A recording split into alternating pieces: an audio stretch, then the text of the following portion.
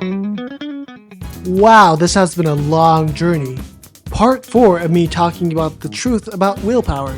We're done talking about willpower and how you should view it according to science. We're starting a video on another subject on the next video right after this. This channel, Life Study Library, talks about these interesting and life-changing scientific and psychological information using various scholarly studies and articles. If this interests you, please make sure to like this video, subscribe to the channel, and share it to others that this resource exists.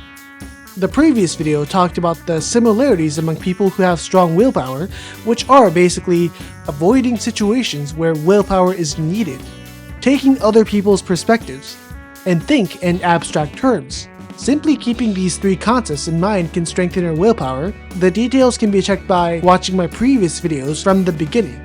However, just trying to think in abstract terms or taking other people's perspective is too vague of an advice, and you might want a more specific action steps in order to improve on these concepts.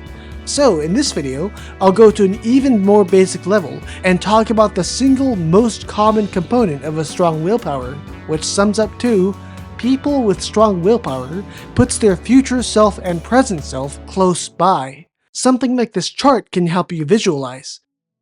Essentially, it's about the psychological distance between your present and future self. Still don't quite get it? I'll give you an example. Let's say you want to restrain from excessively eating sweets, but your urge to eat snacks starts to rise. By having a mental image of yourself wanting to eat the snack close by to the ideal image of you successfully dieting, your goal becomes more realistic and attainable, and thus you successfully exert willpower. So, how can you effectively close the gap between your ideal self and your current self? Time. According to a study done in 2009 at Stanford University, 164 students were tested on their self-control abilities after thinking about the psychological distance between their ideal and current selves.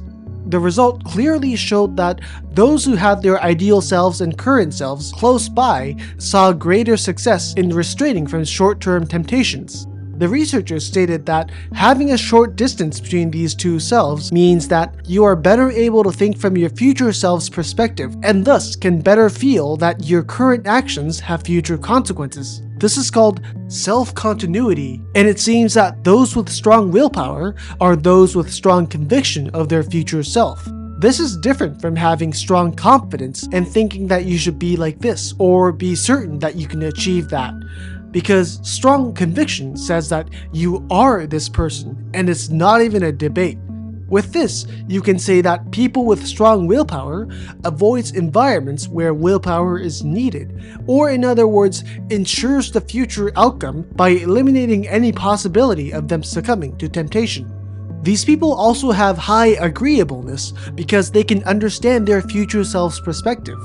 They would often think, what would my future self think about me right now if I did this? They can also think in abstract terms and perspectives because they can see the current and future selves from a detached third-person perspective, and thus the two selves become closer. So, to sum it up, the essential strategy when trying to improve your willpower is to think about how to shorten the distance between your present and future selves. By defining the future with clarity and viewing it objectively, it stops being a distant goal and instead becomes a path you've already started walking. Oh yeah, while we're on that topic, I'd like to introduce you to today's book recommendation. If you like this topic in this video, I'm pretty confident that you will enjoy reading this book. It's called Your Future Self: How to Make Tomorrow Better Today by Ersner-Hershfield. The author is a professor of psychology at the UCLA Anderson School of Management, who has spent around 20 years studying the science behind the difference between a person's current and future self. The book's main claim states that we are treating our current and future self as if they were different things, and therefore are unintentionally causing disutilities to our decision-making processes. And now that I've thought about it, it might be a little confusing for people to understand how specifically they can connect these different selves, so I guess we're not done talking about this topic. My bad. The next video will be a more technical one, so I think it'll be easier for people to apply themselves to the concept. While waiting for that video, if you haven't already, you should definitely watch the past couple of videos where I discuss the truth about willpower and how we should think about it. I've been Lye Yosh, thank you for watching, and I'll see you in another video. Bye!